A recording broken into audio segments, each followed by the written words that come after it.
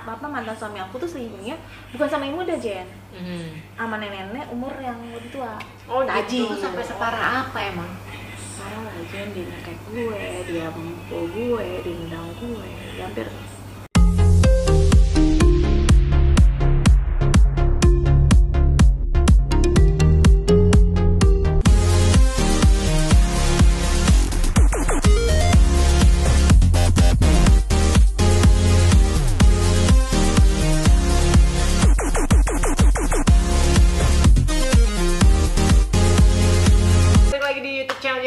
TV, kisah nyata dan realita, curhat you ya you. Ya kan? Nah, ini bersama Mbak Ika, ya kan? Ini Mbak Ika nih bisa dibilang sahabat, bisa dibilang kakak, ya kan, teman berantem, gitu, ya kan, semuanya dekat. Teman tidur juga pernah kita ya. Teman tidur, asik. Tapi aku nggak lesbi, aku suka lelaki. Aku juga. Ada yang beda nih guys. Jadi Mbak Ika ini sering disakiti laki-laki. Nggak beruntung aja sih. Jangan nangis dulu, belum ya. Lu udah acting nangis aja. Jadi guys, Mbak Ika ini adalah seorang wanita yang struggle banget, ya kan? Dia itu menikah sudah 3 kali. Dan juga dia itu hampir rata-rata suaminya itu melakukan KDRT. Ya, bener ya? Nah, history flashback, jangan nangis dulu ya. Bercanda guys. Jadi Mbak Ika ini paling sakit hati di antara 3 suami ini yang mana? Yang nomor 3. Yang nomor 3. Nah, itu waktu pertama kali awal menikah, itu didasari dengan rasa cinta atau enggak? Enggak. Kenapa? Apa ya? Karena sayang aja. Mungkin karena aku trauma sama yang suami pertama dan kedua cinta. Jadi aku yang ketiga, aku menjaga perasaan, menjaga hati. Jadi sayang aja. Sayang aja. Jaim biasa juga di balik layar begitu. Iya. Emang gitu kata Jaim, gue mau kemana? Kan gue berusaha. Biasa kalau ngomong di belakang layar itu nyablak gitu kan. Katanya udah ngomong soal pribadi, gue agak-agak gitu. Gimana ya? Agak-agak Terus jadi pertama kali dalam rumah tangga, ini nih 1 tahun pertama, ini nih masih romantis kah? Apa udah berantem gitu? Enggak sih, biasa aja, nggak ada sesuatu yang apa sih yang kejadian yang menyedihkan gitu, masih indah-indah atau apa gitu. Ya mungkin namanya rumah tangga kan biasanya 5 tahun pernikahan aku emang sama dia emang ada goyang. Tapi akhirnya kan rujuk lagi. Nah pas pernikahan next 10 tahun itu aku digoda lagi lebih parah daripada yang 5 tahun pernikahan. Hal terberat dalam pernikahan yang ketiga ini apa sih ujiannya? Ujiannya pada saat itu kan mantan suamiku nggak kerja. Ya waktu itu suami aku ya, dia nggak kerja karena mentok di umur. Akhirnya aku memutuskan aku yang kerja gitu. Dan pada saat itu aku punya posisi bagus pada saat itu gitu kan, bagus, dan semua aku yang cover sama aku. Jadi kebalik, dunia terbalik itu ada Jen. Oh iya, dunia terbalik. Laki-laki di rumah, istri yang bekerja. Iya. Sebenarnya aku nyaman sama dia karena istrinya, dia selain dia sama anak-anak juga seorang bapak yang baik. Sampai sekarang pun aku tetap bilang dia bapak yang baik untuk anak-anak aku gitu kan. Cuman ya istilahnya ya dengan berjalannya waktu ya itulah kejadian. Jadi aku sebenarnya gini, aku ingin menaikkan derajat suami karena suami aku pada saat itu nggak kerja. Jadi aku mengizinkan dia untuk jadi supir apa sih namanya, aplikasi ya itulah pokoknya gitu. Dan ya itu kejadian, dia selingkuh sama penumpangnya. Nah untuk kalian awal mulanya gitu. Perselingkuhan itu terjadi. Ya oke. Itu aja sih. Cuma pada saat itu aku tuh yang waktu aku pas suami aku. Tapi selama berapa tahun dia baru selingkuh setelah menikah? 10 tahun pernikahan. Oh, lumayan setia dong. Iya. Oke, 10 tahun pernikahan, goyang, diselingkuhin. Terus diselingkuhin, terus tambah KDRT juga. Gitu. Pada saat suami melakukan KDRT, itu awal mulanya pasti berantem dulu dong. Iya, pasti berantem. Awal mulanya seperti apa? Sebenarnya gini, waktu awal kejadian dia selingkuh, aku nggak marah aja. Hmm. Aku ikhlas, karena aku berpikir, oh berarti gue yang salah. Karena gini, kalau perempuan itu, kalau diselingkuhin pasti mikir, oh kok gue cantik apa enggak sih? Atau gimana gitu kan, merasa kan gitu. Ini masalahnya apa sih kurangnya gue kurang gitu? ganas. Nah, mantan suami aku tuh selingkuhnya bukan sama yang muda, Jen. Sama nenek-nenek umur yang lebih tua. Oh Tajir. gitu. Oh karena duta. Kembali lagi. Jadi apa ya? Ya itulah. Jadi Ah, begitu karena keterdesak karena masalah ekonomi. Mungkin karena dia kayak kalau cowok kan biasanya dia tuh kayak ngerasa nggak pede sama istrinya gitu, nggak bisa ngebahagiain, jadi akhirnya dengan jalur yang jalur gitu, yang kan, gitu. begitulah. Dan itu sebenarnya pada saat itu aku udah maafin dia gitu, dan aku udah case close, sudah istilahnya ya udahlah kita demi anak-anak, dan aku juga tidak langsung memutuskan untuk cerai karena kan untuk ini kan kasihan anak-anak gitu. Oh, tau nggak gue cerainya karena apa? Kenapa? Gara-gara tragedi remote AC. Oh iya, jadi katakan KDRT nih. KDRT yang dilakukan oleh suami itu karena ketahuan selingkuh atau apa? Enggak, gara-gara remote AC. Bisa deh gara-gara remote AC terus sampai KDRT. Ceritanya gimana? Jadi gini ceritanya. Pada saat itu ini aku kejadian aku ingat banget. Itu kejadiannya. Soalnya kencingin ya. Kejadiannya itu tanggal 15 November 2018. Aku ingat pada saat itu aku kalau Sabtu Minggu aku istirahat. Aku tidur siang. Kan? Nah tidur siang, aku nanya sama pembantu. Pas aku bangun itu kok gerah gitu kan? Gerah. Terus aku tanya pembantu, Bi, remote AC mana? Ada di bapak. Aku langsung tanya dong ke suamiku kan, Pak, minta itu dong remote AC. Buat apa? Gue gitu. Ya gue mau tidur, gue bilang gitu kan. Terus dia langsung bilang, gak usah, gak bisa, gue yang bayar. Emang gue gini, pada saat ini gue punya perjanjian, lu yang bayar listrik sama air, gue yang bayar lain gitu. Oh jadi ada perjanjian lah sama kerja kan? Karena biar aku biar dia punya tanggung jawab ya, kan, nggak semua aku teruskan gitu kan. Udah nih dia marah, dia bilang gak bisa, gue yang bayar listrik.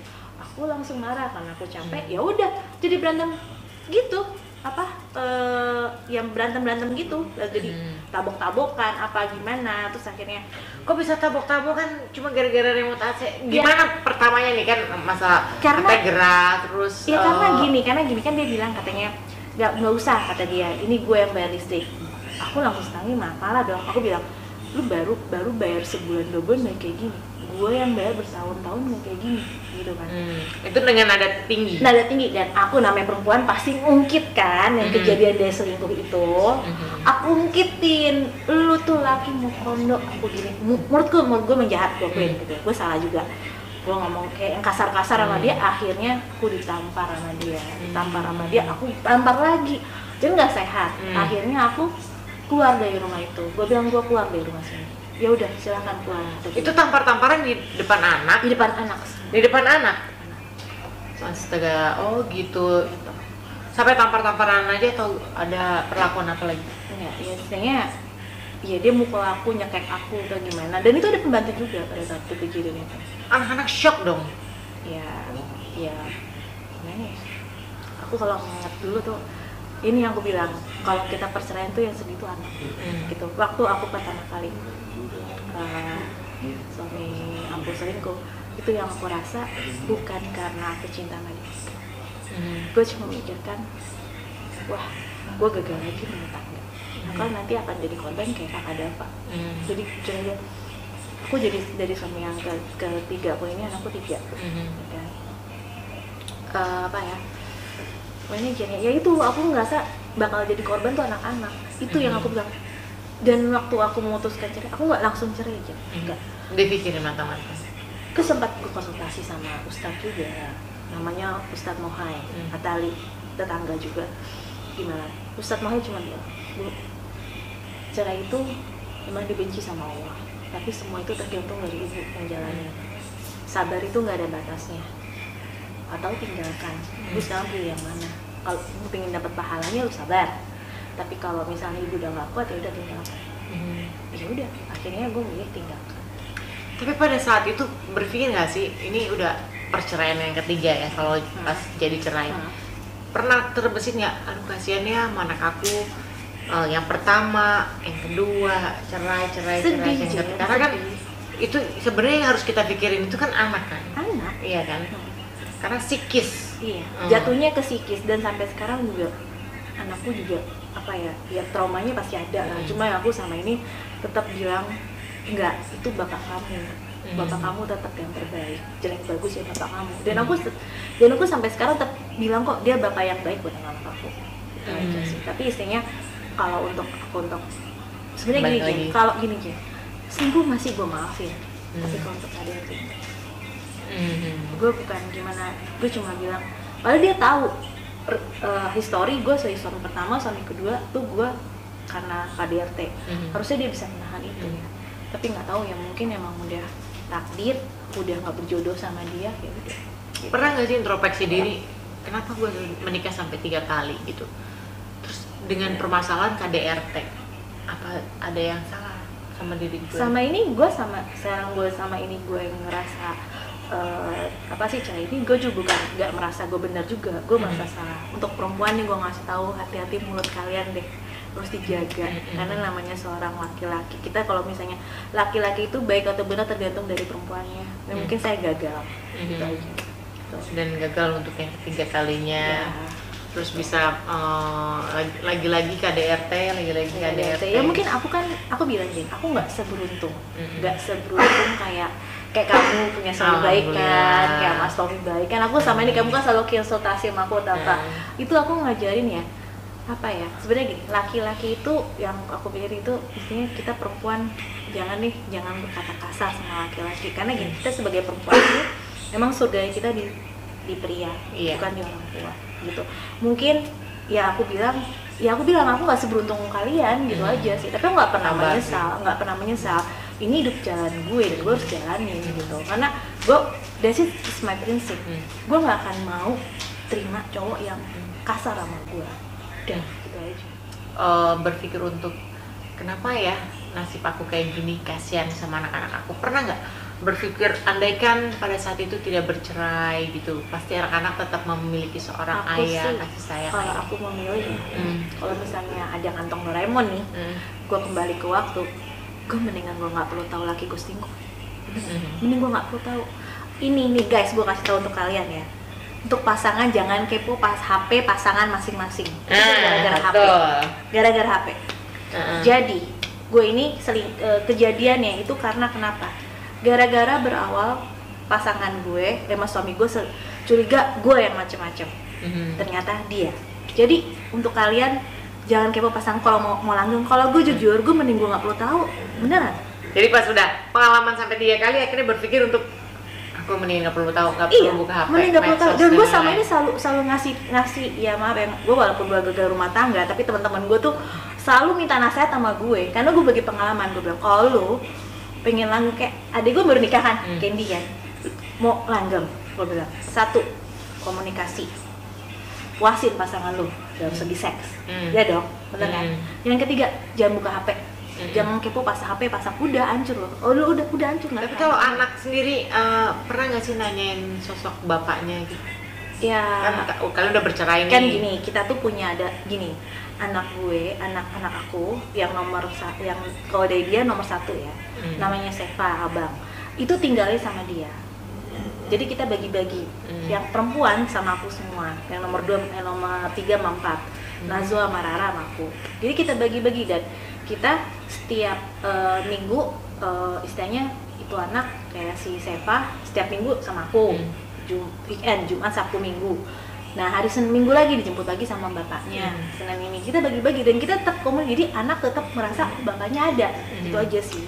Walaupun emang kita udah tidak satu rumah, tapi gini, ini kan aku tuh ngasih pengalaman ya, alhamdulillah ya. Walaupun aku gagal rumah tangga, tapi alhamdulillah aku punya kebanggaan kayak kakak Dava kan. Dia walaupun aku sama mantan suamiku cerai 15 tahun, dia hebat banget loh istilahnya. Aku punya kebanggaan. Kita sebagai orang tua apa sih kalau bukan anak, ya kan? Anak aku diterima di UI semester 4. Hebat, pintar. sih. Tambah lagi dia punya usaha bisnis sendiri, namanya Lu Beli Foto Instagram tolong di follow, itu usaha anak gue. Nah iya benar. Itu hebat banget. Istrinya gue sama bapaknya berhasil untuk mendidik dia gitu kan. Dan ini sebagai contoh buat adik-adiknya. Kalau kalian anak broken, tetap lu bisa berprestasi gitu, karena masa depan kalian bukan di tangan orang tua, dari kita kamu sendiri. Dan aku selalu ngedidiknya seperti itu, dan itu aja sih. Tapi mereka tahu kalau kalian sudah bercerai? Udah tahu. Udah tahu. Apa tanggapan mereka? Ya kalau anakku yang nomor 2 sih udah ngerti, karena dia udah tahu dari kakaknya, kakak Dava kan. Yang nomor 2 sama yang nomor 3 sama 4 ini masih raba-raba. Dia cuma berpikir bukan cerai ya, tapi berpikirnya gini, oh bapak ibunya ada gitu. Ada. Jadi mereka masih, kalau anak saya yang nomor 3 sama 4 dia masih belum ngerti. Tapi kalau yang nomor 2 dia tahu, dia bilang, Bu, aku udah ngerti kalau bapak sama ibu udah cerai. Jadi aku udah tahu. Tapi kalau adik Naswa nggak tahu gitu. Ya saya sama ini ya namanya anak-anak ya, jadi sama ini kalau misalnya dia ketemu sama Bu, bapak datang, ya datang nggak apa-apa, nggak ada masalah, kita kayak nggak ada apa-apa aja gitu loh, it's nothing gitu. Cuma ya sedihnya ya kayak gimana ya, ya pasti lah kayak sekarang ini aku juga kangen pengen berumah tangga lagi, cuma aku berpikir kayaknya tar dulu deh, soalnya yang ini yang kemarin tuh masih rada trauma banget gitu. Jadi aku sekarang lagi fokus ke kamu, Jen, cari duit, kita mau bareng gitu kan. Tapi gitu aja. Setrauma apa sih sampai kayaknya trauma banget buat menikah lagi habis sama pasangan terakhir? KDRT-nya tuh sampai separah apa emang? Parah lah, Jen, dia kayak gue, dia mukul gue, dia nendang gue, dia hampir panggil polisi, beneran. Dan gue jujur, gue sempat gue lapor ke polisi juga karena dia KDRT. Tapi lama-lama gue mikir, itu buat apa? Kasian anak-anak. Jadinya ya, gue cabut aja. Tapi pada saat dia mukul lu minta ampun gak sih? Atau gimana gitu? Dia kasihan sama lu pada saat Gak ada. Udah setan gitu dia. Udah setan. Gue ngelawan juga, tapi tetap aja gue kalah dong. Badannya gue lebih gede pada gue. Kayak dicekek gitu. Dan itu padahal udah sampai dipisah sama pembantu sama anakku yang nomor 2. Itu kan beneran. Dan aku 2 kali berantem. Yang pertama itu waktu yang ke tahun kemudiannya kita berantem lagi.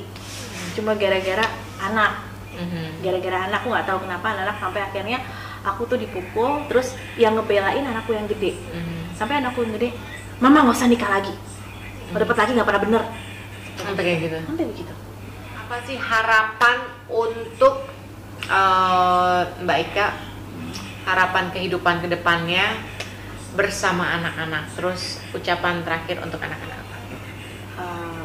Ke kamera dong. Sedih kalau soal anak-anak. Apa ya? Untuk kakak, Dava, Mama bangga sama kamu anak hebat nak. Terus ya, jadi panutan adik kamu. Terus jangan lupa sholat 5 waktu. Untuk Abang Seva, kamu tetap anak pinter. Walaupun kamu nggak dapat negeri kemarin, itu bukan salah kamu. Emang udah sistemnya, kamu tetap anak ibu paling hebat gitu. Jadi kamu nggak usah agak insecure ya. Terus apalagi bapak ngasih kabar ke ibu, kamu katanya ini ya, lolos jadi pengurus OSIS. Hebat ya. Ibu bangga sama kamu. Tetap berprestasi ya, untuk jadi panutan adik kamu. Untuk kakak Naswa, walaupun kita sering berantem, tapi ibu sayang sama kamu. Tapi kamu jangan males dong. Jangan berantem sama adik kamu. Adik kamu masih kecil sayang. Ya, apalagi kamu mau kelas 6, udah kelas 6 ya. Kamu kan juga pengen dapat negeri kan, jadi belajar yang rajin ya nak. Terus untuk Tara, ini anak, sumpah nih anak spesial banget ya. Dia umurnya 6 tahun, tapi pola pikirnya udah kayak dewasa. Dia selalu bilang, ibu, aku sayang ibu. Nanti kalau aku udah gede, aku kerja. Thank you Mbak Ika udah Ya, curhat di YouTube channel Jenny Cortez TV. Curhat kehidupan pribadinya ya kan. Tapi buat teman-teman juga jadi ada ini ya, ada informasi juga kalau misalkan kita sama pasangan itu kita nggak usah kepo ya kan, main HP. Udah gitu kita juga tidak boleh berkata kasar sama suami ya nggak kan. boleh. Supaya suami juga tidak melakukan Ya, KDRT, salah satunya itu. Betul. Nah, itu manfaatnya untuk sharing-sharing kita hari ini. Oke teman-teman, jangan lupa like, comment, dan subscribe and share. Bye bye.